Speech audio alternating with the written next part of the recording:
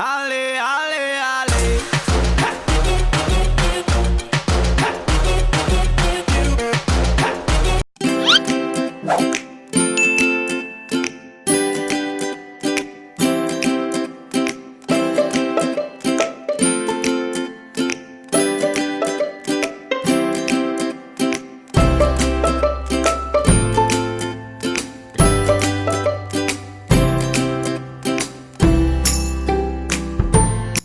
大家好，我是杜佳。大家好，我是丁丁。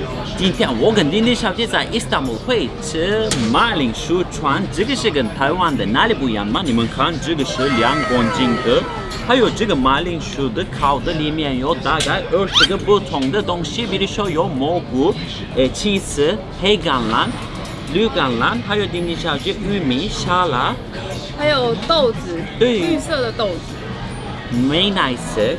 还有番茄酱，你们看这边有真的超多东西，最重要的是这个是快2公斤。丁丁小姐，你看，这个超大，比我的头还大。对，超大的，天啊！里面还有肉，你们看，还有肉哎，有点像是热狗的那种肉。对，热狗的肉，没错。对，像热狗的肉，但是这个是牛肉。对，里面还有很多东西。丁丁小姐第一次会吃。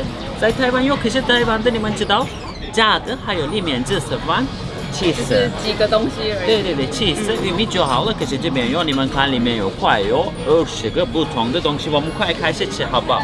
啊，这边还有马铃薯，丁丁小姐这样子可以吃，一边马铃薯，一边其他的东西，还有番茄酱跟美乃滋。超好吃。它的橄榄蛮好吃的。对。还有，你发现吗？现在马铃薯跟起司一起，因为是他们在里面这样做，一起比较好吃的。而且它的马铃薯很好吃，因为它是用烤的，比较香。2个人我们吃不下吗？应该要4个人吃比较刚好。没关系，今天我们3个人，还有我的朋友帮我们。台湾的一个马铃薯大概就1个人吃，可是很小，就是这样一个小小的。